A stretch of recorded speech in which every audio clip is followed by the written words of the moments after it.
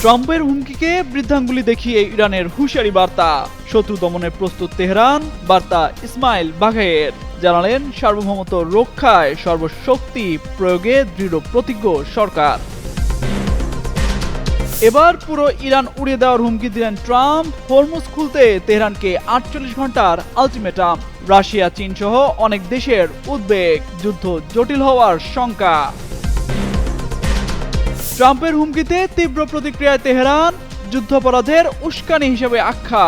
ক্ষতিপূরণ না পেলে খোলা হবে না হরমুজ, স্পষ্ট বার্তা ইরানি জ্যেষ্ঠ কর্মকর্তাদের। এবার ইরানকে সুখবর দিল ফ্রান্স। তেল আবিবকে যুদ্ধের অস্ত্র সরবরাহ করছে না প্যারিস, এমন সিদ্ধান্তে অসন্তোষ প্রকাশ ইসরায়েলি রাষ্ট্রদূতের। আন্তর্জাতিক অঙ্গনে নতুন কূটনৈতিক বার্তা। যুদ্ধ পরিস্থিতি নিয়ে ভারতের সাথে আলোচনায় ইরান। পররাষ্ট্রমন্ত্রী জয়শঙ্করকে আব্বাস আরাকচির ফোন কল। এক্সে ভারতীয় পররাষ্ট্রমন্ত্রীর বার্তা।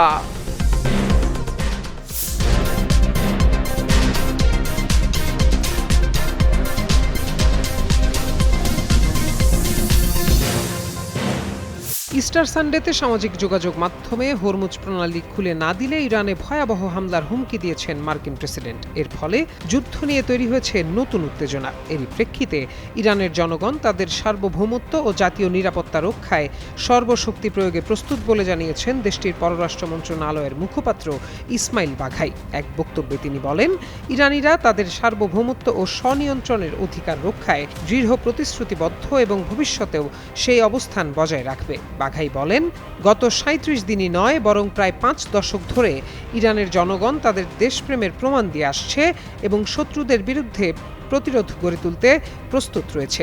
ডোনাল্ড ট্রাম্পের হুমকির কঠোর সমালোচনা করে ইরানের এই মুখপাত্র বলেন, ট্রাম্পের বক্তব্য একটি অপরাধমূলক মানসিকতার প্রতিফলন। এসব বক্তব্য যুদ্ধাপরাধ ও মানবতা বিরোধী অপরাধের প্ররোচনা হিসেবে বিবেচিত হতে পারে। তার অভিযোগ, কোনো দেশের গুরুত্বপূর্ণ অবকাঠামো বা জ্বালানি খাতে হামলার হুমকি দেয়া মানে সেই দেশের পুরো জনগোষ্ঠীকে ঝুঁকির মুখে ফেলা। এটি নিছক হুমকি নয়, বরং স্পষ্টভাবে যুদ্ধাপরাধ ও মানবতা বিরোধী অপরাধের ইঙ্গিত বহন করে। ইরান ও যুক্তরাষ্ট্রের মধ্যে দীর্ঘদিনের উত্তেজনার প্রেক্ষাপটে এই ধরনের মন্তব্য পরিস্থিতিকে আরও জটিল করে তুলবে বলে বিশ্লেষকরা মনে করছেন। আগ্রাসনের মধ্যেই এবার ইরানে আরও ভয়াবহ হামলার হুমকি দিল যুক্তরাষ্ট্র। হরমুজ প্রণালী খুলতে এরই মধ্যে তেহরানকে 48 ঘন্টার আলটিমেটাম দিয়েছেন মার্কিন প্রেসিডেন্ট ডোনাল্ড ট্রাম্প। নির্ধারিত সময়ের মধ্যে চুক্তিতে রাজি না হলে এবার ইরান সম্পূর্ণ উড়িয়ে দেওয়ার হুমকি দিয়েছেন তিনি। স্থানীয় সময় রোববার মার্কিন সংবাদ মাধ্যম এবিসি নিউজকে দেওয়া এক সাক্ষাৎকারে তিনি হুমকি দেন। ট্রাম্পকে এবিসি নিউজের জ্যেষ্ঠ রাজনৈতিক প্রতিবেদক র্যাচেল স্কট প্রশ্ন করেন, চুক্তি করার জন্য ইরানকে 2 থেকে 3 সপ্তাহের যে সময়সীমা বেঁধে দেওয়া হয়েছে তা কি এখনো বজায় আছে? এমন প্রশ্নের জবাবে ট্রাম্প ওই হুমকি দেন। ট্রাম্প বলেন, এটি কয়েক সপ্তাহ নয়, কয়েকদিন হওয়া উচিত। ইরান তছনছ হয়ে গেছে, একেবারে তছনছ। প্রতিদিন তা আরও খারাপের দিকে যাবে।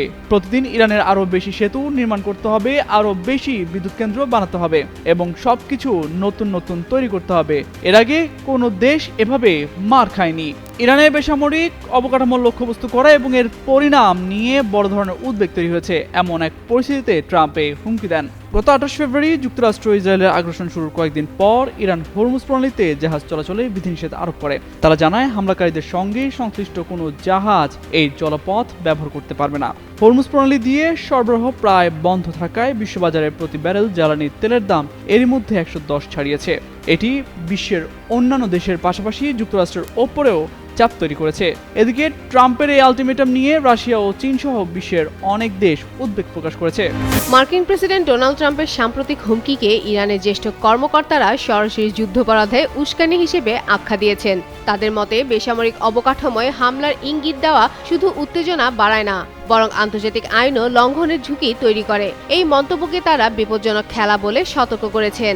রোববার ট্রাম্প হুঁশিয়ারি দিয়ে বলেন, হরমুজ প্রণালী খুলে না দিলে ইরানকে কঠোর পরিণতির মুখে পড়তে হবে। তার এই বক্তব্যের পরই তেহরান থেকে তীব্র প্রতিক্রিয়া আসে।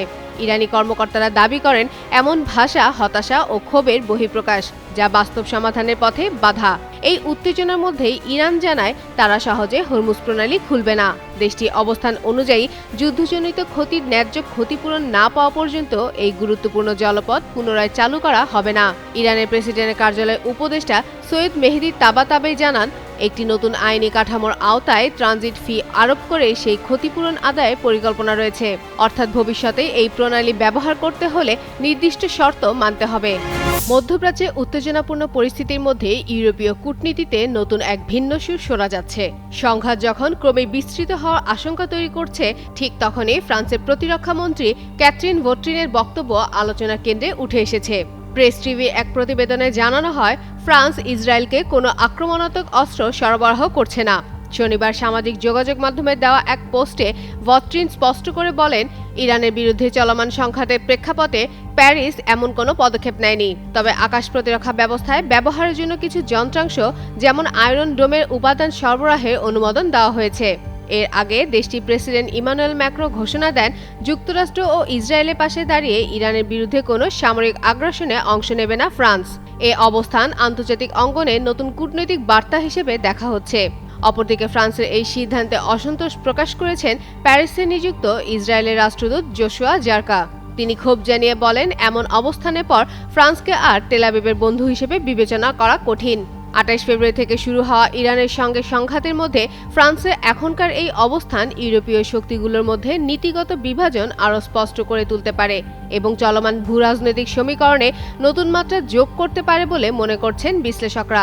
ইরানে ইসরায়েল যুক্তরাষ্ট্রের আগ্রাসনের প্রভাব পড়েছে পুরো বিশ্ব জুড়ে। এক মাসেরও বেশি সময় ধরে বন্ধ রয়েছে হরমুজ প্রণালী। এমন পরিস্থিতিতে তেহরানে আরও ভয়াবহ হামলার হুমকি দিচ্ছে ওয়াশিংটন। এমন উত্তেজনার মধ্যেই ভারতের পররাষ্ট্রমন্ত্রী এস জয়শঙ্করকে ফোন দিয়েছেন ইরানের পররাষ্ট্রমন্ত্রী আব্বাস আরাকচি। এমন তথ্য দিয়ে একটি প্রতিবেদন প্রকাশ করেছে দ্য ইকোনমিক টাইমস। সেখানে বলা হয়, ইরানের পররাষ্ট্রমন্ত্রী আব্বাস আরাকচির সঙ্গে ফোনে কথা বলেছেন ভারতের পররাষ্ট্রমন্ত্রী এস জয়শঙ্কর। এই সময় তারা অঞ্চলের বর্তমান পরিস্থিতি নিয়ে আলোচনা করেন। রোববার সামাজিক যোগাযোগ মাধ্যম এক্সে জয়শঙ্কর লেখেন, ইরানের পররাষ্ট্রমন্ত্রীর কাছ থেকে ফোন কল পেয়েছি। বর্তমান পরিস্থিতি নিয়ে আলোচনা হয়েছে, তবে তিনি এই আলোচনার বিষয়ে বিস্তারিত কিছুই জানাননি। দুদেশের শীর্ষ নেতার সঙ্গে ফোন আলাপটি এমন সময় হলো যখন পশ্চিম এশিয়ায় উত্তেজনা ক্রমেই বাড়ছে, বিশেষ করে গুরুত্বপূর্ণ তেল পরিবহন পথ হরমুজ প্রণালীকে নিয়ে। সাম্প্রতিক সময়ে এই অঞ্চলে সামরিক তৎপরতা বৃদ্ধি এবং বিভিন্ন পক্ষের করা বক্তব্য একটি বড় ধরনের সংঘাতের আশঙ্কা তৈরি করেছে। ভারত পরিস্থিতি গভীরভাবে পর্যবেক্ষণ করছে, কারণ এই অঞ্চলে দেশের গুরুত্বপূর্ণ কৌশলগত ও অর্থনৈতিক স্বার্থ জড়িত। ভারতের বিপুল পরিমাণ অপরিশোধিত তেল আমদানি হরমুজ প্রণালী দিয়ে পরিবাহিত হয়, ফলে এই অঞ্চলের স্থিতিশীলতা ভারতের জ্বালানি নিরাপত্তার জন্য অত্যন্ত গুরুত্বপূর্ণ। ইরানের গুলিতে যখন বিধ্বস্ত মার্কিন যুদ্ধ বিমান, তখন প্যারাশুটের মাধ্যমে নেমে পড়েন মার্কিন পাইলট। আশ্রয় নেন দক্ষিণ পশ্চিমাঞ্চলের পাহাড়ি এলাকায়। দীর্ঘক্ষণ যোগাযোগ বিচ্ছিন্ন থাকার পর ট্রাম্প প্রশাসনকে পাঠান ৩ শব্দের এক রহস্যজনক বার্তা, যা দেখে নড়েচড়ে বসেছে যুক্তরাষ্ট্র। কিছুটা চিন্তিত হয়ে পড়েন মার্কিন প্রেসিডেন্ট ডোনাল্ড ট্রাম্পও। সংক্ষিপ্ত বার্তাটি ওয়াশিংটনে সৃষ্টি করেছিল সন্দেহের। এটি কোনো ইরানি ফাঁদ কিনা তা নিয়ে উঠছিল প্রশ্ন। মার্কিন প্রেসিডেন্ট ডোনাল্ড ট্রাম্প জানান, ভূপাতিত F-15 স্ট্রাইক ইগল থেকে ইজেক্ট করার পর ওই অস্ত্র ব্যবস্থা কর্মকর্তা রেডিওতে একটি অস্বাভাবিক সংক্ষিপ্ত বার্তা পাঠান। ট্রাম্পের ভাষ্য, সে বলেছিল পাওয়ার বি টু গড। এক্সিওসের বরাত দিয়ে এনডিটিভি এই তথ্য জানিয়েছে। তিনি আরও বলেন, রেডিওতে তার কথা মুসলিমদের মতো শোনাচ্ছিল। পরে সংশ্লিষ্ট কর্মকর্তারা জানান, ওই কর্মকর্তা ধর্মপ্রাণ হওয়ায় এমন কথা বলা স্বাভাবিক। একজন মার্কিন প্রতিরক্ষা কর্মকর্তা ট্রাম্পের বক্তব্য নিশ্চিত করে জানান, ব্যবহৃত সঠিক বাক্যটি ছিল গড ইজ গুড। একই বাক্য সামাজিক যোগাযোগ মাধ্যমে পোস্ট করেন মার্কিন প্রতিরক্ষা মন্ত্রী পিট হেক্সেট। এর আগে গেল ৩ এপ্রিল দক্ষিণ পশ্চিম ইরানের আকাশে একটি F-15 স্ট্রাইক ইগল যুদ্ধবিমান ভূপাতিত হলে এই পরিস্থিতির সৃষ্টি হয়। ওই বিমান সেনার কাছে একটি যোগাযোগ যন্ত্র, ট্র্যাকিং বিকন ও একটি হ্যান্ডগান ছিল। ইরানি ও মার্কিন বাহিনী যখন তাকে খুঁজছিল, তখন তিনি পাহাড়ের ফাটলে লুকিয়ে থাকেন, অবস্থান পরিবর্তন করতে থাকেন এবং এক পর্যায়ে ৭,০০০ ফুট উঁচু স্থানে উঠে যান, যাতে অনুসরণকারী বাহিনীর চোখ এড়াতে পারেন। তার অবস্থান ২৪ ঘন্টারও বেশি সময় ধরে যুক্তরাষ্ট্রের কাছেও অজানা ছিল। শেষ পর্যন্ত CIA উন্নত প্রযুক্তি ব্যবহার করে তার অবস্থান শনাক্ত করে। এরপর সেই তথ্য হোয়াইট হাউস, পেন্টাগন ও মার্কিন সামরিক বাহিনীর সঙ্গে শেয়ার করা হয় এবং শনিবার রাতে বিশেষ বাহিনী মোতায়েন করা হয়। ইস্টার সানডেতে সামাজিক যোগাযোগ মাধ্যমে এক নজিরবিহীন পোস্ট দিয়েছেন মার্কিন প্রেসিডেন্ট ডোনাল্ড ট্রাম্প। ওই পোস্টে তিনি হরমুজ প্রণালী খুলে দিতে ইরানকে ভয়াবহ হুমকি দিয়েছেন, সাথে করেছেন গালমন্দ। পোস্টের শেষ লাইনে বলেছেন, সকল প্রশংসা আল্লাহর। মার্কিন প্রেসিডেন্ট মহান আল্লাহর নাম নিলেও তাতে খুশি নয় আমেরিকার মুসলিম সমাজ, বরং উল্টো তারা এর তীব্র প্রতিবাদ জানিয়েছেন।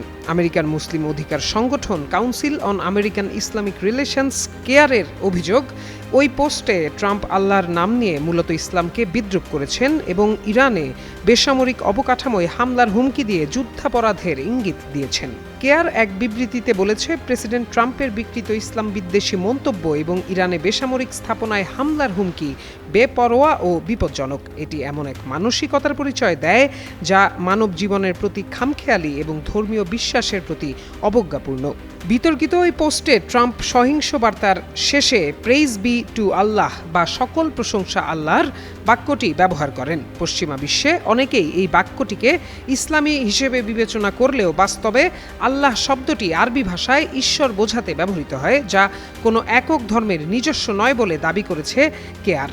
কেয়ার আরও অভিযোগ করেছে, এই ধরনের মন্তব্য বিচ্ছিন্ন নয়, বরং মুসলিমদের বিরুদ্ধে দীর্ঘদিনের বিদ্বেষপূর্ণ বক্তব্য ও নীতির ধারাবাহিকতা।